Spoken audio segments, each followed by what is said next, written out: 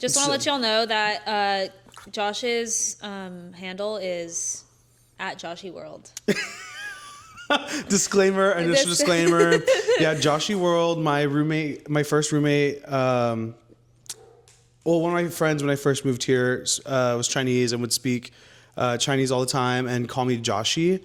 Because a lot of my other friends at the time were calling me Joshi, and one time they spelt my name, like left a note, and it was spelled the way that it is in my handle. Really? That's so fucking funny. So that's why I use it that way. I would have ate that up as well. Right? So I'm like, okay, and it looks cool, and like honestly, but I didn't understand it until you told me, to be honest. Which I think like I need to rebrand because but like, if people understood, then like it'd be funny. Because I'm thinking like my whole thing when I first made it, I was like, okay, like being a grown man writing the word Joshi to refer to myself is so weird. But then also like that's what my friends call me, and I think like it's a fun play on my name because Josh is such a common name, and I don't know. But you need like the same T as like Caleb almost, like because that's why people are much more comfortable like coming up to him in real life and like yelling at him from a car because his is so catchy, so What easy. do people call you, Ciara? Ciara. No, people are just always like, oh, I've seen your videos. Like, hey, no one will attempt to. But that's in real life too, because I feel like people see your name on paper and they're like Ciara. Yeah. So I wish I had something like really catchy. An alliteration, which I feel like my name is. So I don't know what's the problem. Well, I think you're like the second most famous Ciara. At this point. Yeah, right? Yeah, right? Wait. I'm going to have to look that up. I think I'm going to trademark Ciara. Yeah. Literally, when I was asking, like, ChatGPT if they knew who you were, they were like, oh, the singer or the influencer from Austin. I was like, wait. I'm the second. Wait, I'm changing my fucking bio, bro. Don't start making music. Well, I want to. Oh, right? Right? Yeah. Yeah, no, that was the whole thing with the Joshy Boy thing, too, because I was, like, playing with... Wait, do you want to make music? Like, yeah, dude, when I was, like, during COVID, I was, like trying to learn how to DJ. I built, like, a little... recording studio in my closet. I emptied my closet and I put soundproofers and I put like a microphone. No fucking way, bitch. And I never like. And Jesse did the same thing upstairs. We have like basically we have like a studio upstairs. Wait, we should make something. It's every day, bro, with the Disney Channel flow. Well, I mean, we can make the intro song too. Okay, true. Yeah, but like really, T is like I was thinking, okay, like. I feel like I would be such a slay fucking DJ. Like, I'm jamming out by myself all the time. I'm in the club sometimes. I'm like, why are we listening to this? Oh, don't. That pisses me off so bad. I've never heard good music in Austin. I have some good DJ friends. Like, Oria's talented. Max, Dragon Queen, shout out, talented. Baby Boy. Baby Boy was good. I saw them at the Tinashe concert, which what a score. Like, whoa. Do you know how that happened? No, I don't. He opened for Tinashe, and to me, when I looked at their Instagram, it seemed like it was like really like last minute, and I was just like, I wonder how that works. Does she just go to a city and just tries to put on some local people? I know, I wonder. Some locals. Yeah, no, and I remember like even for like the Austin Boiler Room, like Baby Boy and Dragon Queen and all these people had like sets, which I thought was so awesome. Mm-hmm. Like queer Latinos being like represented like that. But like I was like Joshy Boy, I thought would be so fun to like use as a name for stuff like that. It's good. And I think it's like transferable. Like I don't want to like pigeonhole myself into one thing. Like like ATX Drinker or like Josh Eats. Like I don't know. Like that's not my vibe. Yeah. That's smart. Yeah, so that's kind of where I was at. Because also, like, the era that we grew up in, like, with YouTubers and stuff, like, Gen X Pen, PewDiePie, like, nobody gave a fuck about how the names were spelled or, like, I know, presentable. and we should keep that going. Yeah, that's why I was kind of like, okay, Joshy. And I honestly just wanted it to be Joshy by itself, but, like, everything was taken. So that's why I did Joshy Boy, but then also I'm, like, aging, and I feel like in public it is so fucking embarrassing to be like, oh, what's your Instagram? Oh, it's Joshy Boy, but it's spelt weird, and you have to do that. There's an X in there, like. So I didn't think about that. Yeah, so that's like the part that's like honestly like more humiliating than making videos in public is like having to be like, they're like, "What's your Instagram?" I'm like, Joshy Boy. But the thing is, if you were to just type it in regular in your search bar, it usually comes up. Really? Yeah. Okay. So that's why I was like, okay, maybe this is not a problem, but yeah, I think I need to make it like more approachable and like a way make it easier for people to find me online. Or just learn while you're so early to like make something that like snatches people's wig, like Caleb complains. Yeah. Or like not to reheat his. Because everyone's like Geoxy. Yeah, that's usually Gia something. That's like what always people say to me. I'm like, yeah, I'm like, how do I spell it and make it look cunt? You know what I mean? True. Yeah. So that, that's the journey I'm on next. But that's something for the new year. That's a resolution. Figure out a way to market myself that's not so complicated. That really speaks to who I am, because I feel like I'm multifaceted. I don't really like to limit myself to just one thing. Like, yeah, I'm trying to like brand myself. Like, you went from Ciara Art to just Ciara, like Ciara. Yeah, Ciara. So like being able to switch it up and like not have yourself pigeonholed into like one specific thing. And I feel like I'm so lucky that my name is so catchy. Like Ciara. My name is like, it's not that it's not catchy. Like there's not other people with my name, but like it's just kind of like flat one note to me. Like I want something exciting or like, also I like to have like a little bit of distance. Like I don't like want people in the street calling me by my like full government, like that's fair. Yeah, that's like reserved for like friends and family, I guess. Okay. Yeah, that's smart. Yeah, I'm probably going to get my shit doxxed. No, I'm just kidding. No, like dead ass. I feel like somebody's going to come out. I mean, after that last week, like, bitch, people keep talking to me about last week. They're like, oh, so you're just going to let them like drag your name in the dirt on Reddit and online and stuff. And like, I've like even considered making an anonymous account to like say something, but I'm also like, it's not worth my time. Babe, just ignore it. That's what I'm doing. But like, some of my close friends are like, you don't think this is going to affect you in any way? I'm like, I mean, we've made money from it, so I'm kind of not mad. Yeah, girl, it's like dumb fucking like internet drama. Like, please put the phone down. Like, it really doesn't matter. And I think like all of us benefited from it. And like, no, for sure, everybody got publicity. Everyone's happy. I just was so shocked. And like they don't care. And like, cause at this point, like they're in good spirits. I'm in good spirits. Like, please. And people just love to. I don't even know. People just like don't have a life. And so, like, yeah, don't be, I don't know. Yeah, no one has mentioned it to me in real life. Okay. Even though I'm literally, like, the face of the entire situation. Yeah, I'm, like, the most, like, visible person in this whole situation. No, for sure. Like, you're the only one that's not behind, like, a wall. A PR statement, yeah. And, like, yeah. And, I don't know, in that video, like, it was very, like, intentional. Like, I very much, like, covered my own bases. So, like, I'm not going to get sued. They're not even that fucking mad. They're just a business that's been around for so long, and I'm just like some dumb fucking influencer. Like, please leave me alone. Yeah, and also like the people that are the most vocal. Like I know so many people in real life that are like, wait, what happened? So I'm like, okay, you're not even really keeping up. You know? No one fucking cares. Yeah. It's not that deep. It's not that deep. It's not that deep. It's not that deep. And like, and also, never mind. No, like, no, like that's the thing. Like, I can't like drag this out or give a response because it's gonna be so inflammatory. Like, no matter what I say, and I don't want to cause like anything else. Like I said my piece, and I'm like already like at peace with it. And there's a reason why it resonated with so many people, and like and saying more about it is just like not going to do good for anybody. No, yeah, and it's just going to add fuel to the flame, and like the haters are going to keep talking, and it's just going to make more of a problem. Yeah, saying anything. It's not like what. Although I did think, I was like, when we were in the moment, it would have been fun to do like a Reddit AMA. For you, because there's even like people are just gonna ask questions, and we could have like used this for podcasts. With every like additional word that I say, that causes like a million eyes to like drag in so many different directions, and like, it's like they're gonna lose focus. So you're like, this bitch is only talking about drama. You know what I mean? Yeah, and I'm like, and I know people say like I did it for clout or whatever, but like, and clout is like the name of the game, I guess. But people are so pissed that it's behind a paywall. But I'm like, okay, bitch, like, what, you want me to like talk about politics for free? And then also like, even my boss like talked to me about it. He was like, oh, like you better be careful, like, because I mean our ownership isn't necessarily like, I would assume that they don't really agree with what Your boss? Yeah, my boss was like, yeah, just know that I like was agreeing with you in silence. Like I was like, go Josh, but also like, be careful what you say online. And I'm like, okay. Ew, why is your boss looking at your fucking page? Yeah, so I deleted those comments under the post because I was like, obviously, like, the VP of my company follows me too. I'm like, I should just not be involving myself in stuff like that. His fucking arm.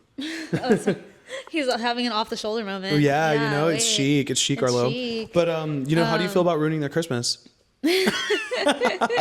They're probably having their most profitable year so far. No, for sure. And also, you know, like and it's becoming very much like, no, what were you going to say? Oh, I was going to say like, to bring it back to like the reason why we're here today, we're celebrating, we're showing, you know, being festive. But it's really funny to like tell somebody like Ciara, like you're ruining their Christmas because like, what, you grew up Jehovah's Witness? So, yeah, I grew up Jehovah's Witness. I've never had a Christmas. Hurt people, hurt people. So you're Grinch for real. You're I'm the Grinch. Grinchy Boots. Every year I pick a random business and ruin their Christmas. Yeah. Because I never had a Christmas. Yeah, you're grissy together. Yeah. Truly, yes.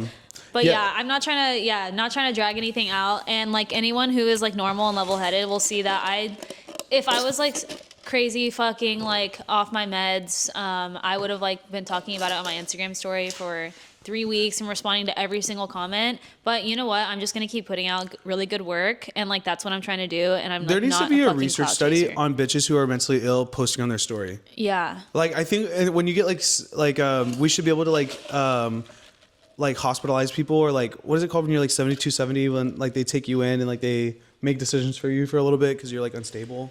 5150? 5150. 7270. Yeah, I know. It's like ultra 5150. But yeah, 5150, like I definitely think we should be able to like there needs to be a button on Instagram like, oh hey, like this person's like going off on their story. No, that's the thing, because people no. I think because my lesbian friend the other day. No, that's the best, because you love watching it. Well, everyone loves it. I hate when people's stories are like so boring. I'm like, who gives a fuck? Like crash out on your story. That's like, and you yourself get excited to watch it because it's like, ooh, it's so like, oh my god. And or like when you have a close friends, but it's only one person, so you're hoping that they watch. I've never done that stuff. I haven't done that, but I know my friends close that friends do it. is a town hall. Like there's same. I'm like everyone and their mom. Yeah, I have to like go through it sometimes. Everyone. Because I used to have literally everybody on there, but then I had to stop because I was putting crazy shit on there and like. I was like, you know what, maybe not. But I have to sometimes take I have my parents on mine, so that's how mine's literally. Well, like my thing is like, and even before I was an influencer, it was always like people I know and anyone I know in real life, close friends, and then everyone who just follows me to follow me for my art. That's like everyone else, and so. But yes. All my close friends lately, I've been talking about like random celebrities who follow me or like DM me, and so then now I'm getting a little bit scared because I'm like, oh, I don't want this to come back to them, because sometimes someone will swipe up and be like, oh, my cousin knows him. No, and people be preying on your downfall. Like I know, and that's there's the a lot thing of with people the I close don't really friends. know. You got to be careful. Like honestly, close friends is not like a private story. Really, it's just like because people can still screenshot and shit. I wish it could be like you can't screenshot, because then it would really be diabolical. But everyone's so like.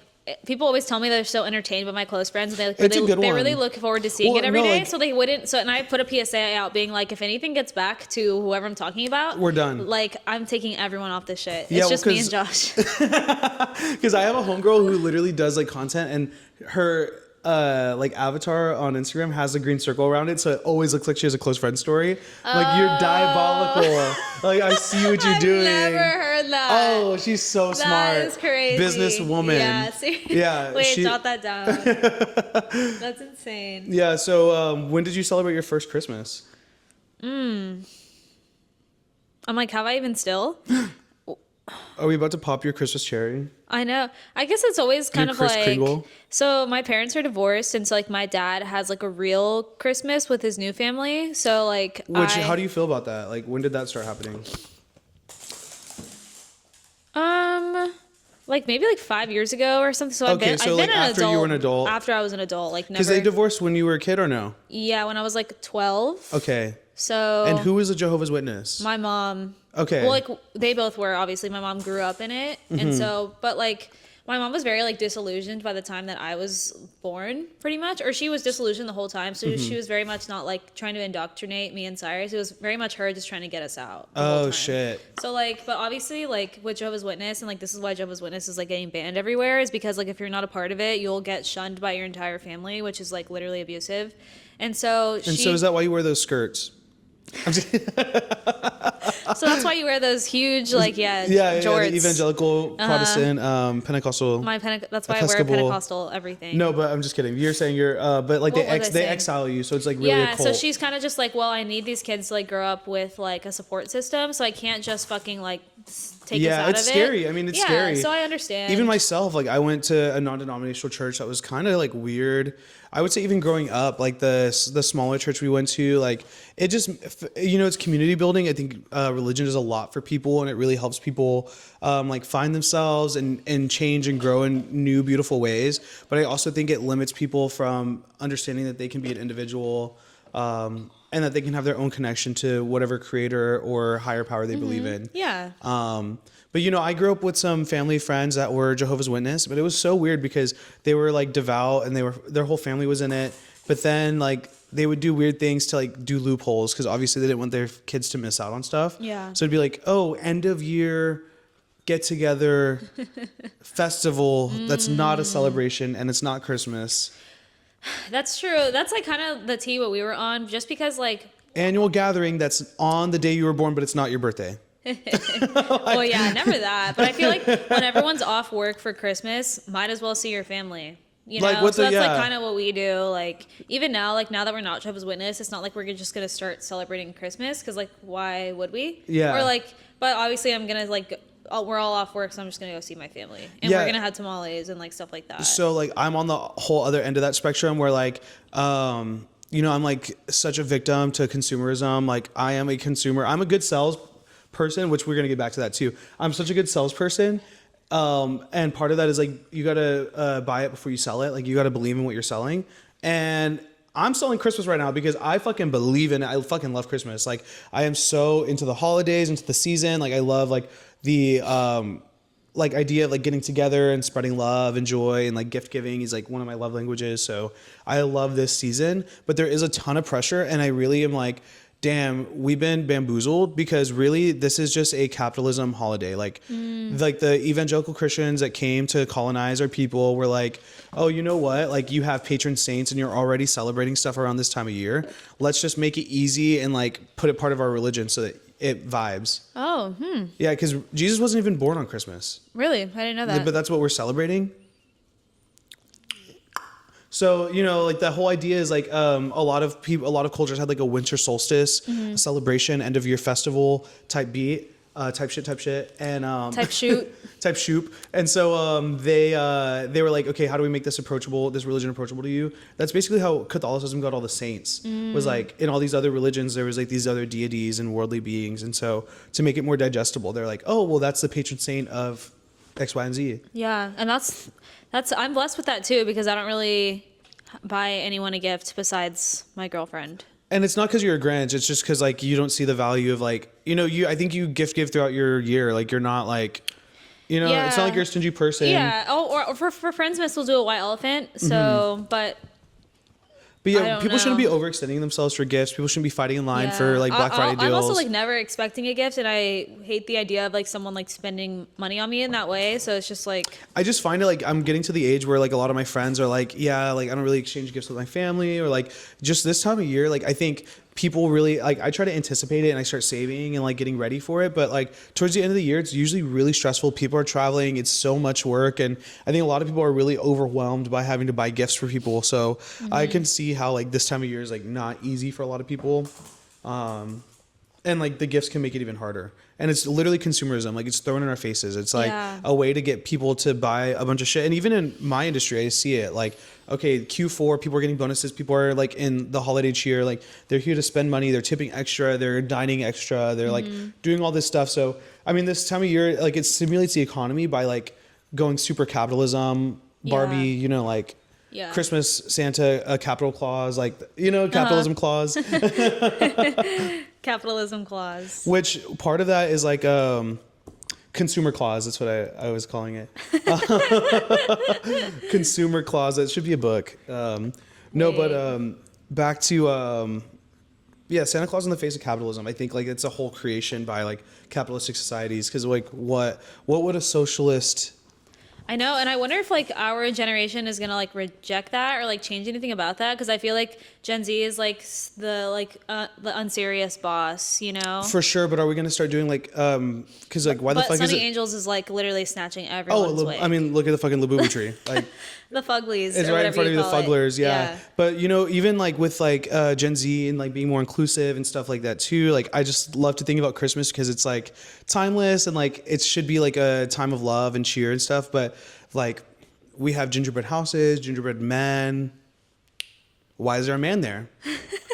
Gingerbread man. Yeah, gingerbread. OMG. What? Where's my gingerbread? They them. Yeah, gingerbread they them. Someone invent that. Here we are. You know, but I had to tell you the reason why I thought about that is because I fucking lost it the other night. I was, we did like a powder room event. We did a collaboration. We served in powder room. And then like the next day, my coworker and I go to have a drink and it's like no phones, whatever. I'm helping these people like book a reservation for the next pop-up that we're doing at powder room. Cause like we talked about it and they were super into it. And they're like, oh my God, we love sushi. We're visiting Austin. We would have never done this if we didn't know. Thank you so much for telling us. Like, oh my God, you're such a good salesman. And then there's a beat. And she goes, or sells they them. Oh! Sales I they don't know them. why. My jaw would have hit the floor. No, I like fucking lost it. The bartender like looked at me.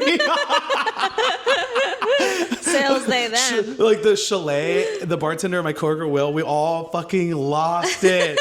Lost it. Because also, I don't know what about me. I don't know if it's Austin or if it's just the energy I put out. But I get they them accusations so often.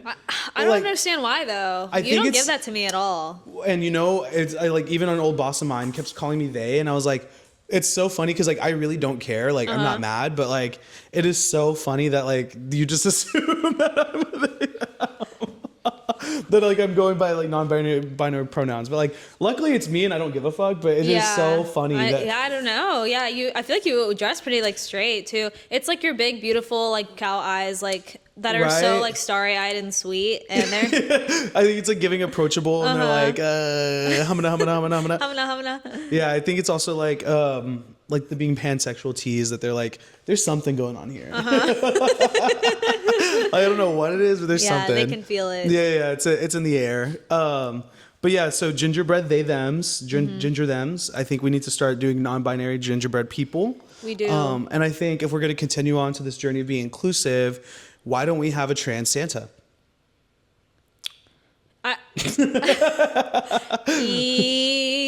Yes. Well, a trans Santa. I mean, luckily we've been able to expand, and like you go to the store and there's like black Santa now.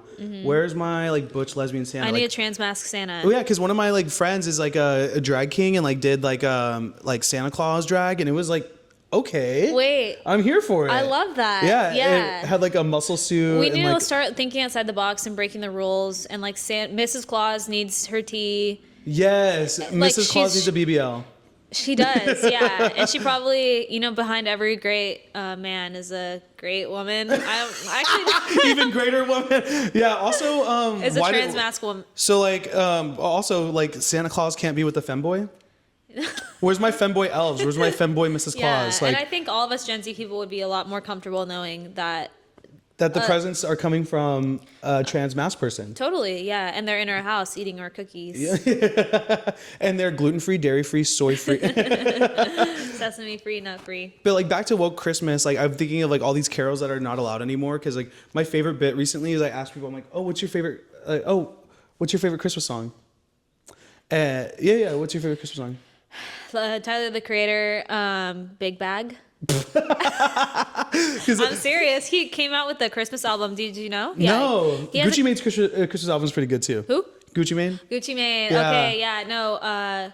Tyler the Creator did like what's it called? Like a score for the Grinch movie. Does that make sense? Yeah, score. He made a whole album for the Grinch movie, and obviously it's Tyler the Creator, so it's not gonna be lame. And like every song is so fucking good. And I listened to, and I was about to say, I was like, I love Tyler the Creator, and so I listen to it every year, and it's a good Christmas. Because I always tell people, I'm like, oh, I thought it would be White Christmas. But like I'm thinking like we need to reinvent these like Christmas songs, like Hear Me Out, I've been dreaming of a multicultural holiday season. And like beige Christmas. Yeah, we've been dreaming of a beige Christmas. A mauve Christmas. Yeah, mauve Christmas. Yeah. And with like climate change and stuff, like it's not going to be a white Christmas anymore. No. I think Win posted today that this is like the warmest December. This is the warmest, most dystopian December ever. This is the world's most dystopian December 22nd we've ever had. December day. But also my other one is like, I'm like, okay, you know that one song that's like kind of like the implication, like it's really like kind of, it's like, you can't leave, bitch. It's fucking cold outside. Yes. Oh my God, I forgot about that song. I really can't stay. Yeah, bitch, it's fucking cold outside. Like that's what it's giving. No, yeah, like, that song always made me uncomfortable. Yeah, so like, I'm like, what's the new version like? Baby, it's cold outside, but I can call you an Uber. Mm-hmm. You know, like, like how? I know. Yeah, we need to change the script. Yeah, so we need some woke Christmas songs. We need to come out with a woke Christmas album. A woke Christmas album. Yeah. Our first recording. Yeah. Now we can put that recording studio to use. Yeah. Woke Christmas album. Yeah. Right. Like that. I'm. Hear me out. True. Yeah. There's like definitely a need. The other thing I wanted to talk about was, have you heard of Tamale Gate? No. So here in Austin, we have a lot of really elevated Mexican cuisine. And so Woodware with Austin posted a little like post about where you can buy tamales this season. And you know, like a lot of us grew up with a tamale lady outside of the grocery store selling like a half dozen, like $1 per tamale. But that was like 20 years ago. Yeah. You know, and the cost of things have only gotten more expensive. And HEB sells tamales. You can buy tamales pretty much everywhere. But we have some of these restaurants selling tamales for about like $40, $45, so $38 for like 6 tamales, only half a dozen. Damn! Well, have you guys ever made tamales? That shit's fucking hard. And so that's it takes 4 of us like 4 hours of solid work to make that shit. Yeah, you know, like my family. Oh. What? The camera like locked onto a Labubu and like was a little off. Oh. But I fixed it. It's good. Okay. It's just, it was mainly like looking at you for like the first half, but it's okay. It's looking at me and the fugly. And the fugglers, yeah. Oh, I'm sorry. That's okay. I mean, we're mainly audio. Josh Erasure, yeah. Fuck Josh me. Erasure. Fuck me and my drag. There was a no. But rewind. Wait, we were talking about the Why did it do that? I think like my thigh accidentally pressed like Labubu on there and it made it focus on. Well, it's okay. Yeah, it's okay. No, but yeah, Tamale Gate. People are fucking pissed because so like, were the comments like crazy? Yeah, people are like, how dare they spend so much? And like you said, it is labor intensive. Yeah. And like if you're actually paying people like livable wages, also like my family makes them, and it's very like it's a 12-person operation if we want to get it done in a short amount of time. And it takes forever. Yeah. I actually went to Mercado Sin Nombre. Because they did they did a tamale service and they did those little like Debbie cake. Yeah. God. Were they fucking good? Okay, so I've never had tamales like this before. Like they really leave it to Mercado Sin Nombre to always like think of something new. Like they changed the whole breakfast game. Yup. But so the way they serve them is that they had them unwrapped like out of their husk. So like the husk is still there obviously for presentation. The tamale's on it, and then they topped it with stuff, which I've never seen it prepared like that before. Is the animal control coming? I think animal control might be calling me. Sorry to take Oh, that's all right. Should we pause it? Hello?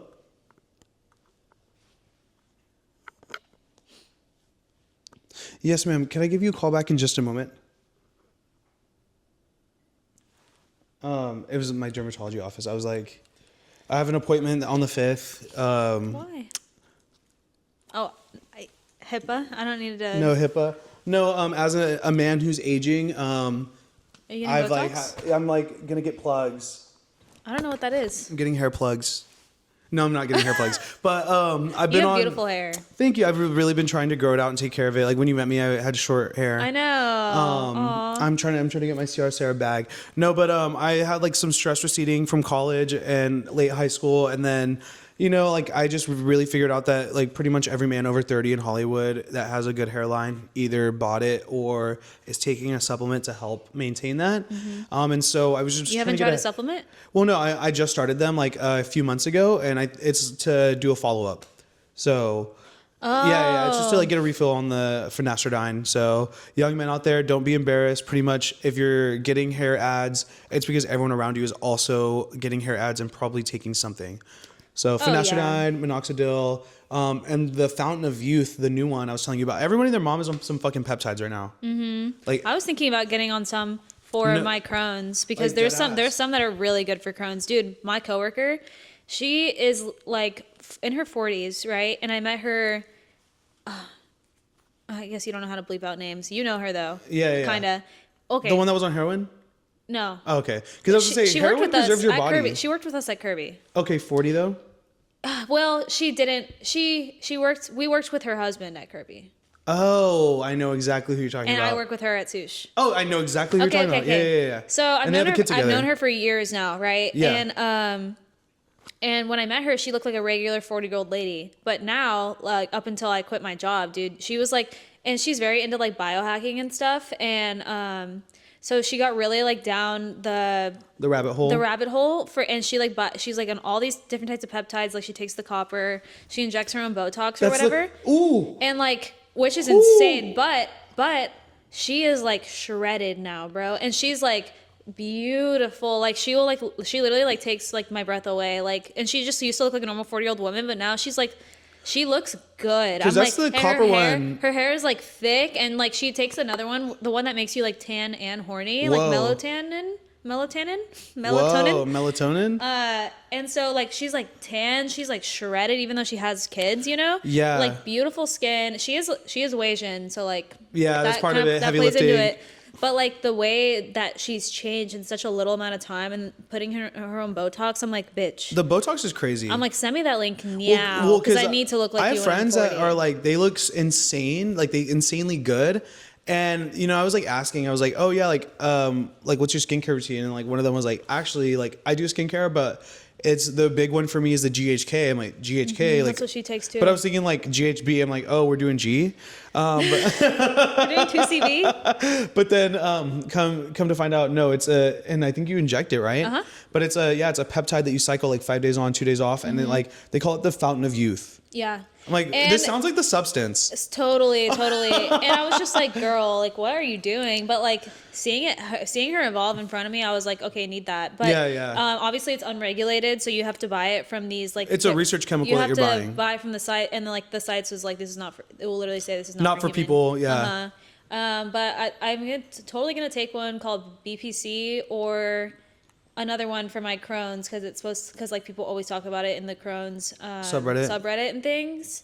And I just really need something because Mama is struggling. Yeah, because like a lot of people on SARS and Retta and Tessa and all this random shit. Like becoming 25 is realizing that like, oh, all the people older than you, if they look really good, it's probably because they're doing something to maintain that. Yeah. Whether that be like some sort of enhancement or Botox. Always, the type of people who are willing to go down that rabbit hole are the people who like very much take it seriously as a lifestyle because she works out every day. She never eats out. She eats super healthy. The only problem, that does like go hand in hand, but like, the only problem is people not talking about it and then acting like it's natural. Yeah. Because then you're setting these unrealistic beauty standards for people. Like even like people like online, like when I found out like Harry Jossie was like 21 when he was on Love Island, I was like, holy shit. But he was really honest about not being natural. So I thought that was really nice to like hear that like, okay, like this man, like, yeah, he looks crazy, insane, good, but like it's because he's obviously taking like some sort of enhancement or supplement and training every day too, which is super important. Like it's like not just a supplement, it has to be both, right? Yeah. But the supplement definitely helps. Totally. And yeah, I don't think it's a bad thing. I hope everyone gets to look how they want. I think honestly, like nothing's real anymore. Like everyone should be able to like look like an avatar. Well, and I think genuinely, like we weren't supposed to be eating food that's like this, and it's kind of like ruined us. So now we're like reverting back to what we were supposed to be. You know, like we shouldn't, like we weren't even supposed to have access. Like imagine giving a Victorian child like fucking Dubai chocolate, you know? Like, I know, right? But Yeah. I will be partaking in those because I'm kind of like I'm really into health things. yeah, And, yeah. You've been on your health journey for like the last couple of years. Totally. And The big one. I'm scared to inject myself though. That's crazy. Maybe Like- you can make it like a fun hot thing that you can do with your girlfriend. Blood vial. Yeah, or like I think like the insulin injectors that kind of do it for you, where you just have to tap it to you. And That's cool. I would like maybe do that. But like, don't call me a fucking freak for like waking up and smoking a bowl when you're literally injecting yourself to not eat. Oh my god, literally, yeah. Like, yeah. you know, I think people are so judgmental and like it's so funny. But back to Tamale Gate, dude. So yeah, tamales are hard to make. But what I had to like in the comments, I had to like hold my tongue because I was like, people were like dogging on all these restaurants, and some of them I was like, yeah, valid. Like, why the fuck would Fresas charge that much for tamales? But like Nixta, for example, like theirs is pretty hefty price for like a half dozen. But they're nixtamalizing their own corn. They're making their own masa, and they're putting like duck in there, duck and mole, like things Wait, that what are. restaurant are you talking about again? Nixta Okay, yeah, Taqueria, yeah. and they have a green Michelin star. So you're buying Michelin star tamales that are they're making Yes. everything from scratch, literally everything. They're buying the corn and making the masa. But you were saying Mercado like- Sin Nombre, they presented it really well. And they nixtamalize their corn as Yeah. well, and like they presented it like a really fancy way. So they had of course, like these were like so unconventional flavors. They had like a melon tamale, which What? was sweet, which I didn't try because I brought a quart container of puppy chow with me for some reason, and I had already eaten a gallon of puppy chow before coming because I made a bunch for Friends Miss, and then extra. I just have a shit ton, so Yeah. I've been surviving off that for the past few days. Puppy chow's crazy. It's so good. I have the I best fucking recipe. love puppy chow. Yeah, you guys don't know, but I love to bake. Whoa. When I'm not being a clout demon, I love to bake. And but I like to bake like two things really well. That's just me, you know. What are the two things you like to bake? Chocolate chip cookies, like brown butter. Like sometimes Our I'll cookie queen. I'll make them like Dubai chocolate, or just regular brown butter chocolate, and then I like to bake puppy chow. It's just I like to. I didn't even know you baked puppy chow. I thought that was just something you mixed together in a bowl. Okay, sorry. No, you're right. No, just vote. Yeah, never mind. No, it's stupid. It's stupid. I'm so You have to put it in the microwave and freeze it. I thought you had this new recipe that you made up that you bake. Well, I just use really good ingredients. Okay, there you go. Because Caleb has this coworker, had a coworker. Oh, I know the fans have been coming up to us being like, "I'm sorry about your job," to Caleb, which is so funny. It reminds you of how Matthew McConaughey is like talking about how he can't be anonymous anymore because he'll go to the coffee shop and people will be like, "I'm sorry your dog died," and he's like, "How the fuck did you know that?" yeah, what That's the like fuck? that's what it's giving, which is kind of funny. God, what was I talking about? You're talking about tamales? Yeah. And then you were talking about making your own puppy chow with good ingredients. Yes. And Caleb has a coworker who's super into chocolate, and I'm really into chocolate, and everyone's like, "Oh, this girl like loves chocolate way more than you," which is crazy to say. Okay, I'm like, y'all don't know that. She brought puppy chow to a function. Everyone was like, "OMG, it's so good," and I was like, "Guys, remember when I would bring puppy chow to every function? And remember how good it was?" And everyone was like, "I low-key don't remember," and they were like, "I don't know if it's better," and so that's why I locked in, and I was like.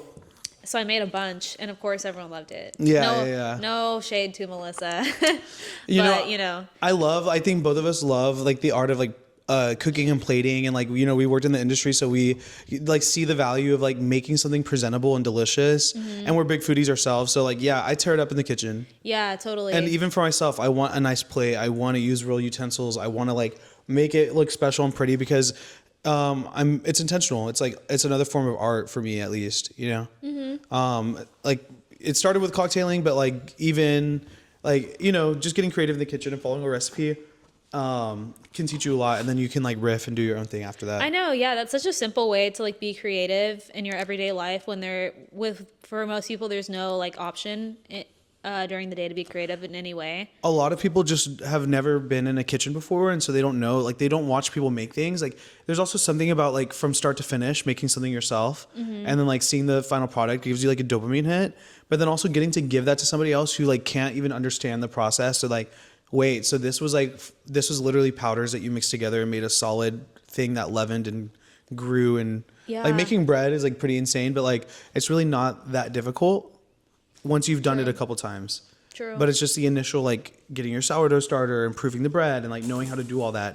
Yeah, how Mercado Sin Nombre has like the 300 hour, I don't know, 100 hour masa or whatever. The biscuit or whatever. Yes, so like most people when they go there, they order that, they have no idea it took 100 hours to make. It's so good. And did you see that TikTok that was like going viral about this British like hospitality group owner? In Mexico making a bakery. Yeah. What the fuck? No, and literally, he's like, and then he was talking about how Mexico doesn't have a bread culture. Dude, I was watching that because I was watching the girl who was canceling him or whatever. Yeah. And it seems like such a big deal like between two nations or whatever. And I was saying that the TikTok like went viral boots and it got 60,000 likes, but mine got 120,000 likes, even though. And I'm just like, wait, which one? Just talking about it or what? No, my video. Oh yeah. Did twice the amount of numbers, and I'm like, why? What? Why? Mine's like so like niche like between so two, niche. so niche, so stupid between two like tiny small businesses in Austin, and this is about like fucking battle between like the Western Hemisphere and the Eastern, which is crazy. Like, yeah, you know, like there's been a huge bread culture from Mesoamerica. Like a lot of the bolillos and stuff actually date back to like Aztec times, like the Mexica people. And then, you know, additionally too, like it is so bold and brave for a British person to talk about cuisine. Like, fuck, bitch, y'all are nothing without colonialism. Like, y'all have no seasonings and your food still sucks. Like, how do you conquer the world and have shitty food? Yeah. Maybe that's the secret. I don't know. I do not like eating those tortas. So he kind of ate with that. Damn, you don't like torta bread? Or like at least pan dulce? He was talking. Well, I like pan dulce, but he was talking about how when you go to like fiesta and the bread that they sell is like those white. Yeah, the white loaf, like the bolillo. Yeah, I guess I kind of don't like those either. Oh, you know, I love like all types of bread, and especially white bread. I don't really allow myself to eat white bread at home. I keep it to sourdough because I like the complex carbs. But like I find that, you know, like bolillos are great. I love tortas. I like there's different uses for different types of bread, right? But to say that Mexico doesn't have a bread culture is crazy. It is crazy. Yeah. Also, it's like I feel like a little elitist and classist. When I think of Mexico, yeah, bread. like and the people in my family, their favorite thing is bread. Like, you know, my mom, she calls herself a rat because like there's always pieces of bread missing if there's bread hanging out in the house. Like just little chunks missing from the loaf or like from, you know, the pan. You know, or like the conchas and stuff will always have like one bite taken out. But to say that it doesn't have a bread culture, also to be like, oh yeah, and the British are gonna teach Mexicans how to make bread. Yeah, I'm like, babe, that ship has sailed. So long ago.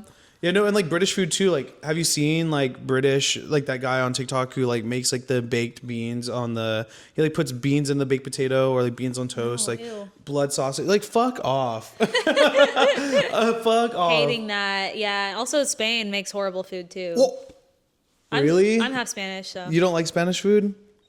Oh, because you went recently? Dude, like, dog. It's one of my favorite cuisines. Bad. Babe. What are you talking about? I feel like it's slept on. It is so slept on because, hear me out. I heard that they don't have anything. Well, you don't like spicy food, huh? Sorry. You're outing me. So, sorry. And maybe you you're like right. You would, maybe you're right. Yeah. And I you heard that they got a point there. Don't have anything spicy. Like, nothing. Like, they don't even sell, like, jalapenos in the store. So, like. And maybe that's why I was thriving because I don't remember one dish where I was like. Like, and my parents low-key did not love it, so that makes a lot of sense. But to me, the parts that I loved is like, okay, it's like Mediterranean meets a bunch of other cultures, meets like it's like the baking techniques that you'll find in like France and Italy with the inspiration from North African cuisine. So like there's a lot of Moroccan influence. There was a lot of like before the Inquisition, there was like a lot of the Moors were there. So there's a ton of like really fun influences happening in Spain. And so the cuisine is really like electric. Like, you know, over here in the States, like the two cuisines that are classical, like in fine dining, the most respect goes to French classical cuisine. You're going to have your, French Laundry. What the fuck is his name? I'm blanking, but the famous chef from the French Laundry. Yes. I know who you're talking about. Escoffier? Escoffier, that's a different chef, but yes, I want to say Chef Boyardee. I want to say Joseph something. Thomas Keller. maybe I'm... The head chef and proprietor of French Laundry is a renowned American chef, Thomas Keller. Thomas Keller. Am I tripping? Ara Joe.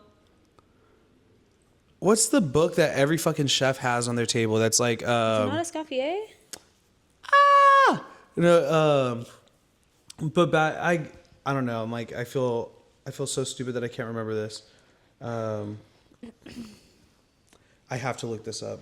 Yeah, someone that I knew that I will not name was telling me how they were severely craving spicy food while they were staying in Spain, and like you can't find it anywhere, not restaurant, not even the damn grocery store. So they went to Taco Bell and got the extra hot hot sauce. Because they were like, I need something spicy boots. Like the one in the little black packet that has like all the X's on it. And they said they put on a taco, still it was giving like ketchup. No. Isn't that crazy? You're like deprived. So if we get sued and we lose everything, Josh and I are going to move to Spain and have a guacamole cart. No. Well, where we introduce all of Spain to jalapenos. So the chef I was thinking was Joel Robuchon. He's like a super famous chef of the century. Like, he's super well known for like classical French cuisine and classical French training. And so when you get to like culinary food and Michelin, like France has more Michelin stars than any other restaurant. That's kind of where it started. And then Italian cuisine here in the U.S. is like, for people that are not really well versed in like high-end cuisine, like Italian is the most favored. Mm-hmm. But like but what you said, like honestly, I thought about that. I'm like, a taco truck here would fucking kill. Like everywhere I went in Europe. But yeah, we would be put on the map. A taqueria would eat. Yeah. But you know, I will say colonialism. Like you'll find that like in countries that colonized other countries, those people that have like immigrants there will produce some of the best food. So I heard like Indonesian food in like Denmark is really good, and like you know, like that's why like certain countries have specific cuisines that like really eat. Like in Spain, like the Filipino food was fire, and honestly, the one Mexican restaurant I went to fucking slapped. And you know, like pastor comes from like shawarma. Yeah. Okay. Yes. And true. like there's like a ton of like Mexican Jews that were also like exiled, you know, at some point and brought over a lot of like cuisine from North Africa. So there's a huge like mix of stuff happening in Mexico. Also, Mexican cuisine has like a ton of influence from Western Africa, like mole and like Mexican rice. It comes from like Western Africa, like jollof rice and stuff like that. Yeah. But yeah, back to Spanish cuisine. Like, you know, I was just always shocked that it was so slept on here in the States because people like aren't eating jamon. They're not doing pinchos. They're not doing like the light curated bites. And I guess you're right. It's like not super spicy, but it's like fresh and light and curated. Like, you know, nigiri is like a perfect bite. Mm-hmm. In Spain, like the bar culture is like you eat late. Like you sleep in the middle of the day, you go out, you have a late dinner at like they call them taverns or bars, and you'll go in and they have like little pinchos, just like curated small bites that are easy to eat. Yeah. And that's what I was really into. Is like the eating culture was really cool. Totally. And like getting to sit at the bar and be like, yeah, no, I want this pincho, I want that pincho, and it's like a little toasted piece of bread with like one slice of meat, one slice of cheese, and like pickled pepper. Gosh. You know, and so that's what I was into, and like the fresh tomato salad, and like the you know, the spices, the closer you got to the Mediterranean, the spicier the food got. Gosh, yeah. Spain is so, I feel like it's endgame for me. Like that way of life seems so amazing. Like Barcelona actually has the highest quality of life out of anywhere in the world. Cured meats, like also cured meat culture, like the jamon, the Iberico ham, like that is like the shit. And on the bar culture, they're giving you snacks while you have a drink. Yes, and to sleep in the middle of the day, stay up late, like that's so me. I fucking love it. Like Spanish. They get up, they start their day leisurely. Yeah. I saved a meme today that was said that reminded me of this. Oh, he's so small he only need one popcorn. That's that's you. That's us in Spain. How you're saying we're having a little piece of bread with one pepper on it? Yeah, dude, and like it was just great, and everything was so cheap. Food was so cheap, and I didn't feel like shit eating anything. And I feel like that's because the government is invested in like their healthcare.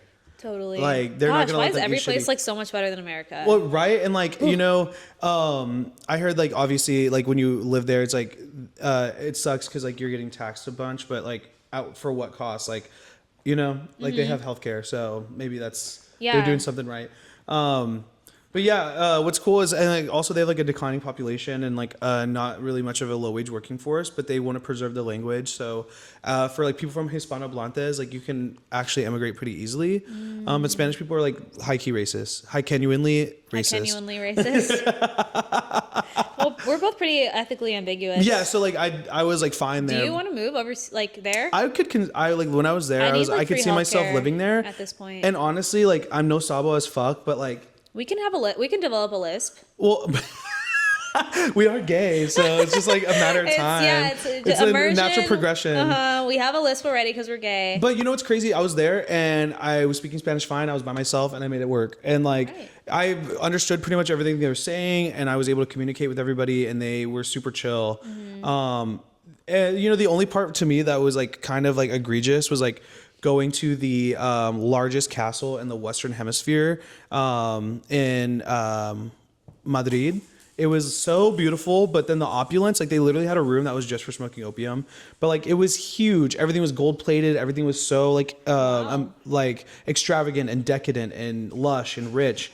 And I was like, damn, like this is like all from the backs and the blood of colonialism and like from Central America and Mexico, and like this castle is built from gold that they took from other cultures and other people. Wow. And so that was like kind of making me angry throughout the whole time. I was like, you know, like when you go to Central America and you see how impoverished the communities are, like the US is also a huge part in that, like the Nicaraguan Contra affair, and you know, like these other superpowers getting kind of involved in these countries. And so it was just really like egregious and gross to me. Like this whole time I was like really disgusted walking through that museum, and then also seeing how present Catholicism was, like visiting the cathedrals and being like, oh, like this is like where it all started, and like this is where the religious trauma and all of this like kind of like horrible stuff came from, right? Like indigenous people like had their own religions, and like, you know, a lot of like Latin America is like traditional, and like even when I was in Costa Rica, like in like some of the more rural parts of the country, they're super like Catholic. Like that guy, I asked him, was it gay son, thought daughter, and he was like, which I thought was so progressive, because hear me out. I'm like, gay son, thought daughter, and he's like, in Costa Rica we're very traditional, so no gay. I was like, okay. And I was like, what about your thought daughter? And he's like, well, at least he was saying something about like I can beat my thought daughter, like to make her not a thought. Oh, great. But I was like, you know what? How progressive? Because he's like, gay people can't change. You know? See? So I was like, yeah. Silver linings. People, even if I tried, if I wanted to, you would be so good at like street interviews. I think that needs to be your bag. Right? Let's go try that. Like, we need to go try that, because you'd be so good at that, and I feel like people love to like witness like human condition in that way, and I would be like so down to like help you do something like that. My favorite too is I asked him, was like matcha, missionary, or boba and backshots, and he was like, is missionary when I have to look at her? And I was like, yeah. He's like, yeah, not that one. So gay. I hate that. So I was like, is this the Catholicism talking? Me off. It's like just such a social conditioning. Like, because even, you know, I talk to my straight friends who are like, oh, I'm straight, I only like women, blah, blah, blah. I'm like, let's like open our minds a little bit. And like, because we're in Austin, like even the straight guys are able to do this, which is so cool. But like, I'll talk to my roommate and my other friends and be like, okay, like, hear me out. You're attracted to this person with genitals that reflect a specific assignment that they received at some point that's completely construct. But like, you know, to say that you're not attracted to like trans women is like such a lie, or that's gay, because reality is like they're hyper femme sometimes, or I mean, people can look any type of way on the spectrum, but like a trans woman is like usually projecting femininity, and if you're into feminine energy, like that's what you're attracted to. It's not necessarily the genitals, because there's also a trans masc person out there that may have the genitals that you typically associate yourself with, but may not present. They might present masculine, and you're not into masculine energy, right? Totally. So like, let's just open up our minds a little bit, and that usually like helps them like, yeah, oh, that's a great way of thinking about it. Yeah, like I'm not necessarily attracted to genitals, but I'm also, to me, it's like the other way around. Like I'm not necessarily attracted to like a specific type of energy, like femininity, masculinity. I'm open to it all, and then genitals too. Like I don't give a fuck. Like You know, I'm daddy dom top. So as long as I have fun. It doesn't matter. No, it does not matter. It does not matter. Wow, he's making an official stance and statement. Yeah, that he's a top. Oh. I'm 100% switch. If anyone like wanted to know. If anyone's asking, not that not maybe that's just this era of my life. Like, you know, we all like have different parts of our lives. Maybe like there's gonna be a time where I want to feel like small and petite again. Yeah. But like as of now, like I like feeling like big and strong. I feel like a lot of I've heard some gay men say that they like switch every year. Gay. Oh. I'm just kidding. Well, man. Not that. Man. I'm kidding. Gay man. No, but no, I feel like that reminds. Wait, sorry. No, have you seen that one clip of Jimmy Fallon and RuPaul? Yes, drag queen. And he's like, he got so scared. He was like, "What did they say?" They were like, "I'm the queen of drag." Yeah. So funny. Oh my god, my favorite is like Bob, Bob and Peppermint. They're playing like a video game, and like somebody's describing it. They're like cute little blob person, and like a cute little black person. And then you race. I know, I love doing that. I didn't know that's where that came from. Favorite. It's my favorite bit. But that's my favorite thing too. Someone was like, hand me a rag. I'm like, what'd you call me?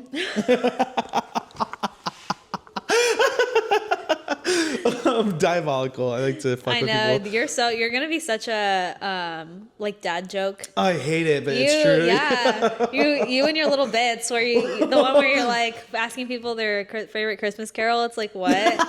I literally have nothing better to do. Like I have nothing better to do. Do you want kids? Ooh, what is this? Fucking, am I on trial right now? No. I think like there's times in my life where I think if I had the resources available, I would love to be a parent and a father.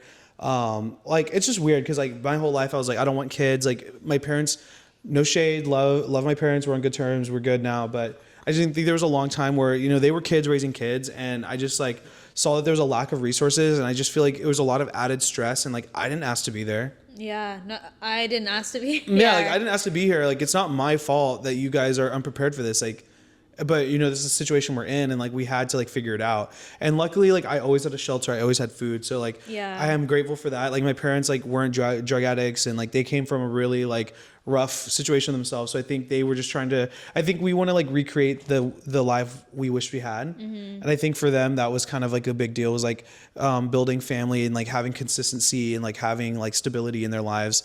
And so that's why it was always like never a question to like my parents to like, like have their shit together and be selfless in that way. Right. Like where I'm grateful for that. Right. But I think I just saw how stressful it was, and I felt like a burden.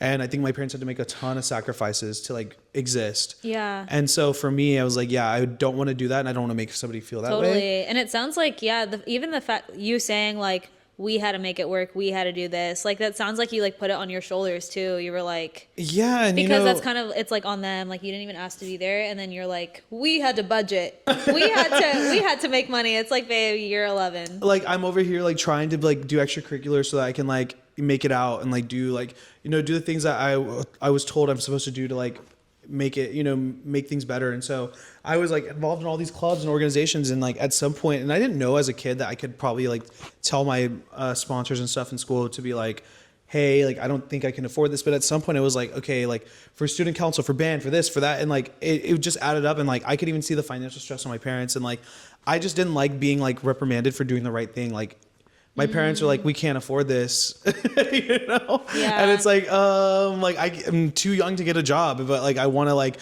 participate and like do all these things so that I can like go to a good school and like get out of this, right? Yeah, totally. That was like always the idea. And then I figured out later, like I was just disillusioned. Like that's a reality that we're sold. That's not the truth, right? True. You just do the things that you're passionate about because you want to do them. That's what matters. Yeah, that is the word of the year. Yeah, no, for sure. No, but back to like, having kids, like I think,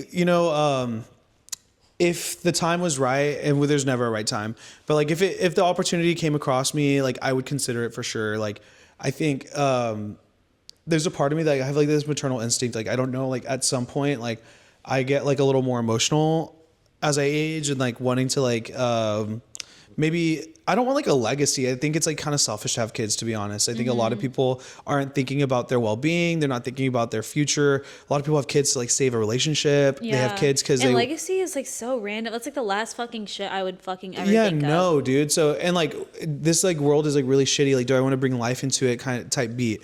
So I think like type shoot. So I think I would probably want to like adopt if I was going to do anything, but also like yeah, it's just like, am I going to be able to provide this person everything they need even beyond 18? Because that's what being a parent is.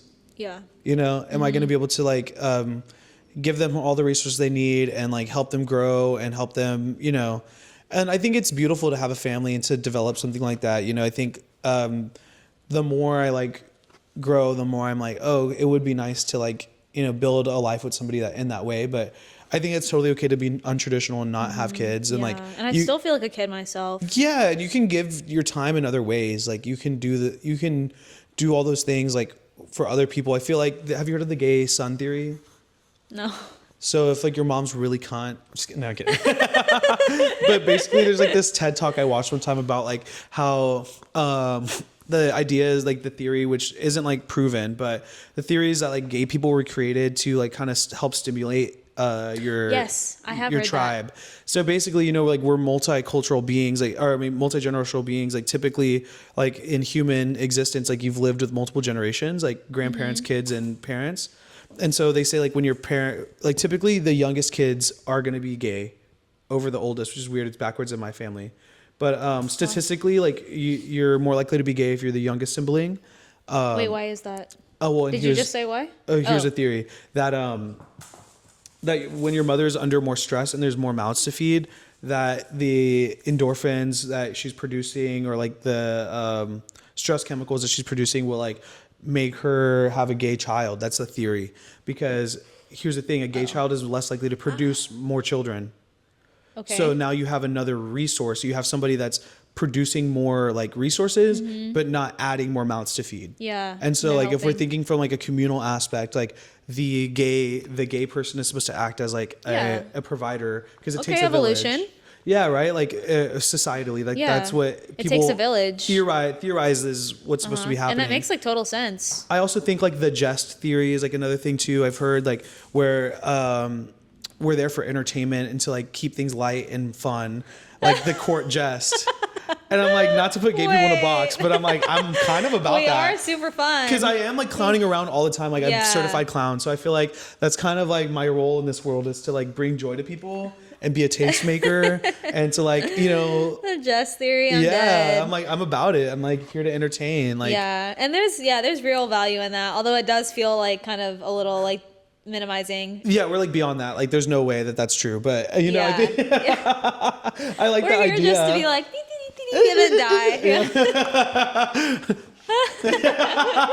No, I'm never gonna be these furry allegations, bitch. Like, I know. After the way that Leche like reposted me. Him? Okay, that's fine. I didn't want to put her on the spot because she always reposts everything I post. So I'm like, if you don't want to post this, you don't have to. That's why I didn't tag her. But you did. So yeah, no, and I had to. And she thinks it's funny. She ate it up. Yeah, I'm like. No, has anyone asked you if you were furry yet, or if I was a furry? No, I think they know. Okay, good. They know our tea. That it's a bit, right? It is a bit, yeah. Yeah, because I think like some people were like actually weirded out. I think like my brother, he was like, you know, the gay thing was like a thing for me to like get through, but now this, like I can't. He's like, I can't really accept this part of you. Gosh, people are so comfortable saying things to you. No, for sure. No one questions me anymore. Yeah, like, I don't know. You know, I think that's why I lived. Okay, that's the other thing. Like, love my family, love my parents. But I think the huge thing for me was, okay, everything was a crisis. And then moving on from that, like, the reality is like. It's almost been an hour. Okay. Everything can be tracked. Okay. No, everything is a crisis. And the reality is, like life's too short to be so worried and so hung up on random shit. Like, it is never that deep. Everything is temporary. These are all material things. Like, you know, the reality is like if we're happy, healthy, and safe, that's all that really matters. And so having like, it took a while for me to stop caring what people think about me and stop having like issues with being perceived and stuff because the reality is like, it's not that deep. Yeah, it's not. Life's too fucking short. I know, yeah. And thank God, I had parents who always like built me up and like Yeah, always tried to like make me like strong in my own confidence. I love and, like, that. Yeah. And I feel like that kind of shows, especially, and like there's some faults to it because I feel like I kind of like bulldoze through everything. But like, I think being affirmed is so nice. Like Totally. being like my mom was always good about telling us like you guys are so kind, handsome, smart. I think the thing that resonated with me is one time my brother was like a baby, like so small. I was holding him while he was swaddled, and I was like, "You're so dumb," like as a joke because like obviously he can't do anything. He's a baby. And my mom was like, "Don't even say that. Don't even put those words into the universe." That's sweet. And so from a young age, I'm like, okay, yeah, you got to put the things you put out, you're willing to happen. You can't say negative things if you don't want them to come back to you. Yes, the power of the tongue. No, for sure. It's like so strong. And like, and then back to that too, like, I just think my mom lived in fear for a long time. So everything was a fear-based reaction. And even for me, I think, like for a long time, anxiety and fear kind of ruled my life. And that's just not how you live. Totally. Like, there's just so much more to life than that. 6'7". and that's the entire meaning behind 6'7". Yeah, If anyone's confused. Yeah, if you're like not, if you don't know why, that's why. No, like if you're asking what 6'7" is, like it's already reached such a far point that like it's not cool anymore. So just stop saying it. Yeah. But what's the next one? What are the kids saying now? I mean, because I already feel like gloving is on its way out, and I just got into it. Gloving. Oh, gloving. Yeah. Like the gloving that you do. Yeah, I think the next one is. Was that even trendy? Sorry. Maybe I'm so early. I'm like, I thought everybody was gloving. I'm like, oh, gloving's over. You're the only person I've ever heard mention it. I'm like, gloving's over, party. No, that's crazy. Maybe it's just my algorithm. I'm over here like, I think the next one is contact juggling. Do you know what that is? No, I don't. Is it the juggling that I've been doing? Well, no. Okay, sorry. No, that's different. What's that called? What's contact juggling? Contact juggling. Contact juggling is, and the purists hate when you say this, but it's, are you familiar with the trend from the early 2000s? The glass ball with the mirror in it. It's called a fushigi. Oh, yeah. Mm-hmm. So you know how they're like, yeah, no, fushigi is contact juggling. Oh. Like if you talk to a contact juggler and you tell them that they're doing fushigi, they're like, fuck off. Wow. Yeah, that's like fighting words. That's like a slur to them. I can't believe there's still a contact juggling. I almost called it fushigi community. I can't believe there's a contact juggling community still. Yo, and it's pretty wild. Like it's insane. Also, just juggle regularly like us. No, I literally want to go glove for my great grandma. I want to go Wait. Oh, never mind. I was gonna say come to juggling. Well, because remember Camila said she wanted to come. Oh my God, when is it? January 1st. It's every Thursday. New Year's Day. I know. Well, we're gonna start the new year like juggling. Hell yeah, clowning around. Well, it's every Thursday at 7:30. There's not gonna be one this Thursday, obviously. Yeah, so if you want to come. So is it like a big community of jugglers? Low key, yeah. And it's in a church, and they were all like, but everyone's like hella old, and they were so surprised to see so many because we brought the whole hype house there. Yeah. Never mind. We're looking into trademarking hype house. Can I say that? Watch out. I mean, please do. Yeah, no, but I'm also like, people even are in our comments being like, pedo like, isn't that yes, bitch, it is, but they don't have a podcast, so. Yeah, pedal like pod. It's a 3 words. Yeah, pedal like pod. Yeah, I was going to ask you about that. Like, I don't know. I'm like, my friends did mention that, but they were like, also, I wouldn't have known unless the comments said it. Yeah, I'm also it's not like a normal thing for people to know. I'm like, they weren't posting on that account for a long time, and then I looked, and recently they have been, but like, I think we just keep running with this until we can't anymore, or until it just keeps going. Yeah, like, and then if they send a cease and desist, we'll make a video about that. And there we go. And boom, we got some more. Yeah. But BuzzFeed is trying to kill small creators. For it. If that like worried you, like we can change it. But like, well, I was like, I wouldn't mind, but I'm also not mad. I'm like, if to me, I'm like, it would be annoying to have to change everything at some point. But if that was the case, like that's whatever, I like why are they keeping going? I haven't even looked at their page at all. Well, and they make news, right, or something? They do like just videos being like, Mexican moms trying Taco Bell for the first time.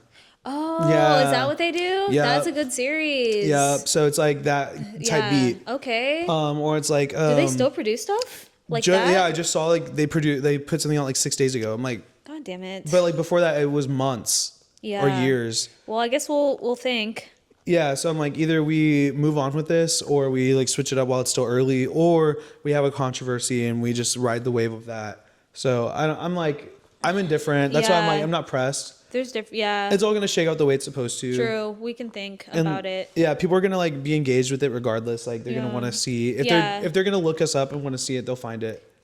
I think it was just I just wanted it to exist. Yeah, like just get it out there. Like we couldn't take too long thinking about it. If me and you like sat down and like ironed out every single tiny little detail and like what's gonna happen, like we would have never filmed anything. Fucking made it. Like we literally thought about it for 1 second and then did it. Like and that's what needs to happen for it to like for things to actually happen. Yeah, like that's what I've learned. That's what producing videos is about. Yeah, like, that's what I learned about being Mrs. Beast. Like as soon as you have the idea, you go and make it. And like, have you seen that like theory about like inspiration leaving you? Like inspiration comes into your head for a moment, and like if you don't take advantage, it's gonna go to the next person. Yeah, because it's not.